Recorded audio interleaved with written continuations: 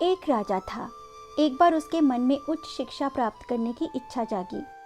उसके मंत्रीगण ने एक योग्य शिक्षक की व्यवस्था की, जो प्रतिदिन राजा को पढ़ाने आने लगे।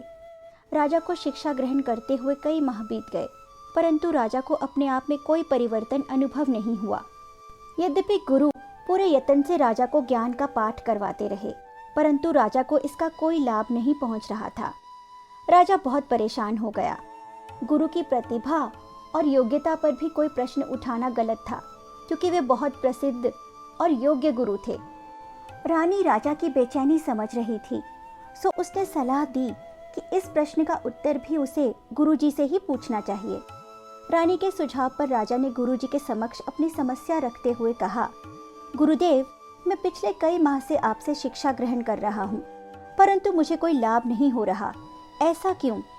गुरुजी बोले, राजन, बात बहुत छोटी है, परंतु आप अपनी बड़ी पदवी होने के अहंकार में इसे समझ नहीं पा रहे और दुखी हो रहे हैं। आप राजा हैं, हर दृष्टि में मुझसे पद एवं प्रतिष्ठा में बड़े हैं, परंतु यहाँ आप मेरे लिए राजा न होकर एक शिष्य हैं और मैं आपका गुरु हूँ। गुरु का स्थान शिष्य से उच्च होना चाहिए।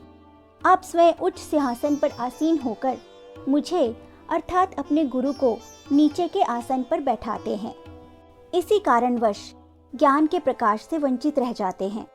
जिस दिन आप अपने गुरु को उचित स्थान देंगे, उसी दिन से आप शिक्षा का लाभ लेने लग जाएंगे। वास्तव में बात ऊंचा या नीचा बैठने की नहीं है, बात है अहंकार और मैं को त्याग कर अपने गुरु के समक्ष नतमस्तक होने की।